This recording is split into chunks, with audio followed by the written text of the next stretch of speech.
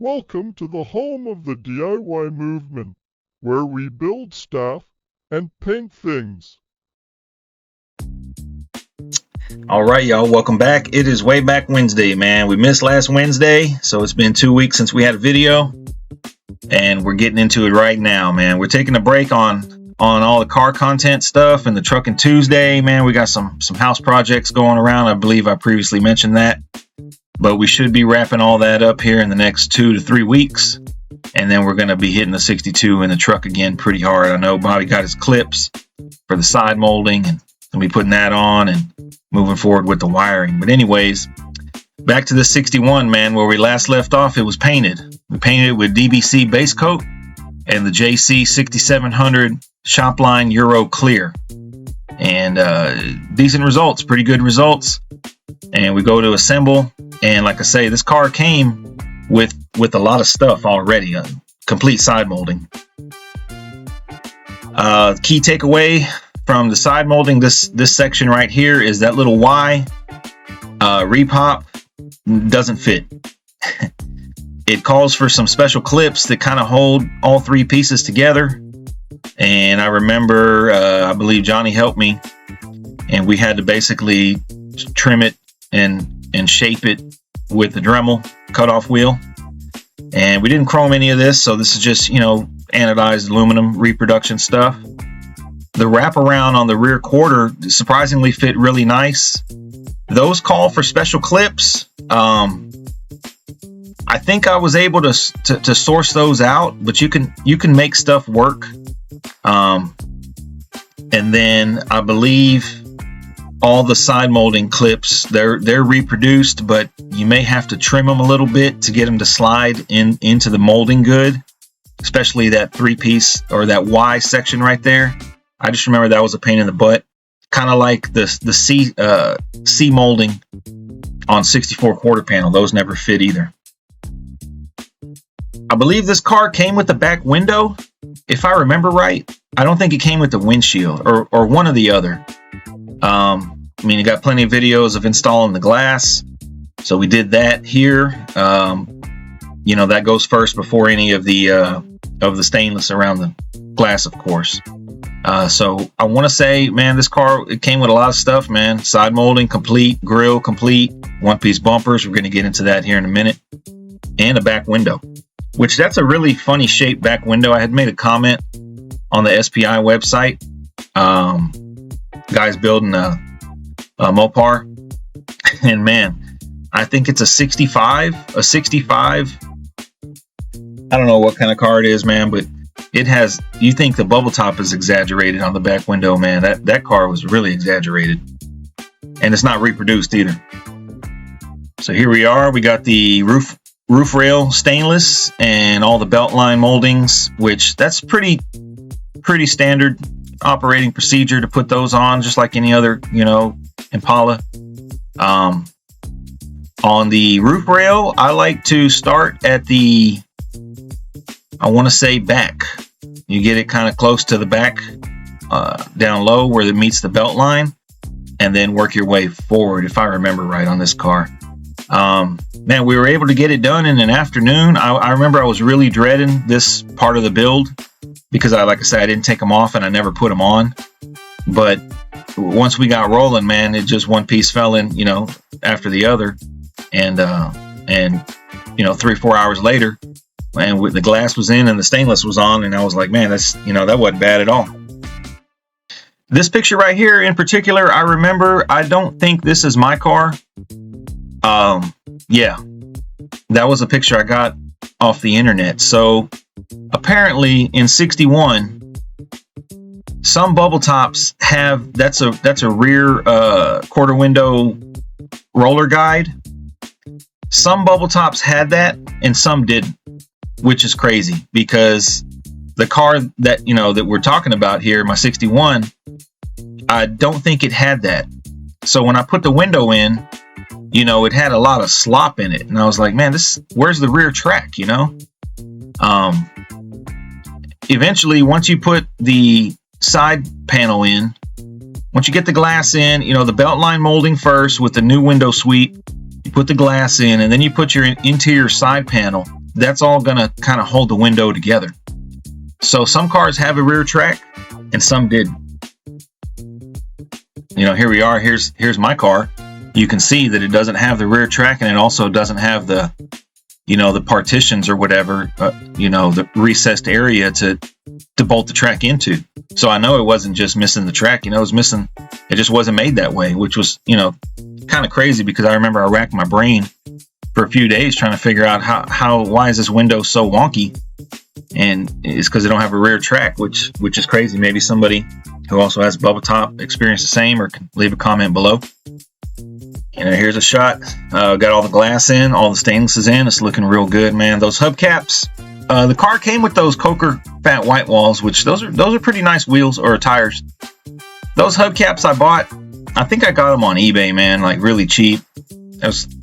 They kind of looked okay, you know, like kind of like a retro look. But I ended up not keeping them. I ended up finding some NOS 61 caps that I was really glad that I bought, because they look much better. This was a cheaper alternative. I believe these were like $120 on eBay or something like that, and had the 5960 spinners on them. So I ended up selling the spinners for more than I paid for the hubcaps. So I guess it was a win. I want to talk about what's going on with these fender skirts, man. This car right here really opened my eyes to the whole CWS skirt thing, and original skirts, and how these prices are out of control, man. And honestly, they don't fit any different than a repop, man. And I can testify to that, because I remember my friend Tim with Last Minute Customs.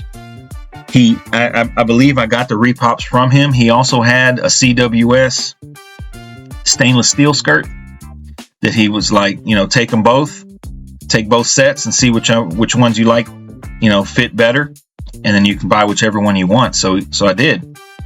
So I don't have any pictures of the stainless ones. I don't think. I looked and I didn't find any. We went to fit the stainless one on, and we were like, man, this thing fits like terrible. And then we went to go fit the repop, and it fit better. We still had to kind of cut and modify it a little bit to get it to fit how we wanted it.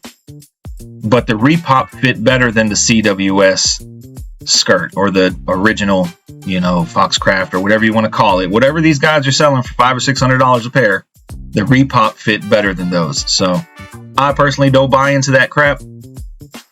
I say just get a pair of repop skirts, see how they fit. If they don't fit to your liking, make them fit. You know what I mean? You're still going to come out cheaper. Here we are messing with the one-piece bumper. One-piece rear bumper was already re-chromed, show quality, so that was a win. The downside was I didn't have the brackets for it. One-piece bumpers use different brackets from three-piece bumpers. So after digging around online, comparing pictures, I was like, man, we could just modify the three-piece, or even make a bumper bracket. And that's what we did, man. Instead of, you know, trying to track down 61 only, one-piece bumper bracket only, and then paying whatever somebody wants to charge, we just, you know, modified what we had. And here it is, you know, unmasked with the valances. I want to say on the 61, it came with valances. And I end up just beating them, you know, into shape, and then, you know, body filling, body working them, and they turned out okay. Is really don't need to spend, you know, a week trying to body work those things, because they're so low and the shape is so round that nobody's ever going to be on there looking at, you know, how those things look. You just don't want them all beat up, at least. But back of the car is looking good, man. Those reverse lights, you know, some of them are like all clear like that. Some of them are red and then have a little clear center. Like, I believe that's what's on Bobby's car right now. I prefer those versus these all clear ones, but car's looking good, man. Car didn't have any rear antenna holes, so I didn't add antennas to it. Like I say, I was going for a whole different look, you know, not really a lowrider look, but we ended up selling the car before I even got to that point. So no antennas. Here's a picture of the skirt painted. After a little bit of body work, you can see the clear at this point. I was still very much learning how to spray clear. I still am learning, but my technique has improved. So this one has a little bit of texture on it, but that's out the gun, man. And that's with that 6700 really thick clear.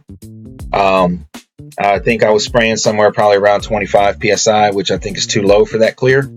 It doesn't atomize it very well, and then you're left with the texture of, you know, essentially almost a golf ball is what I like to call it. But skirts are painted, valances are painted, and you know, we're moving right along. I believe shortly after this, I scored the engine and transmission. Yeah, this engine was just a crate 350 I found on I believe it was Facebook, or it might have been Craigslist local. And man, I got the thing for like, I want to say, man, it was like 2,500 or 2,200. And it was in the crate still. And the guy loaded it up in my truck for me, man. So all I did was scuff it and then shoot epoxy on it. You know, wait about an hour or so. And then we went straight to base coat. Same base coat. I get a lot of guys asking me questions about what type of paint to use for an engine. Like, do you need high heat? Or is there a special kind of clear or a special kind of base coat? And the short answer to that is no. You prep it, you know, scuff it down, you spray epoxy on it, you go straight to your regular base coat and straight to your regular clear coat. And I haven't had any problems with that approach at all. The transmission here is a 700R4. I bought this from a local transmission shop. He had it listed, I believe, on Craigslist. Craigslist is still a thing, by the way. Still a thing. And I went up there. It was a shop, you know, and I guess they buy cores and rebuild them, and it come with a warranty. So I bought it, and it worked. That was my first time installing a 700R. I always have done like a 350, you know, super simple. 700R is pretty simple as well. So we had essentially a crate engine and a rebuilt transmission drivetrain. Here is the engine dressed up.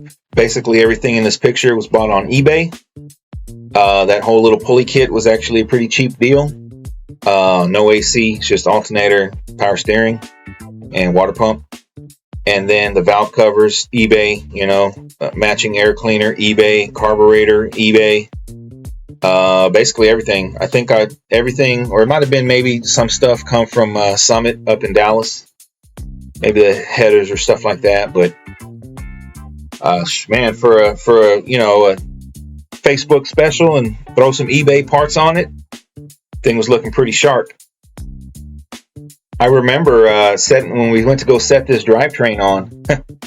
yeah, we got the motor mounts from eBay, and those things did not fit, man. The way the rubber of the motor mount is, like, I guess formed or whatever, was off, and we could not get that thing to line up to get the bolt through.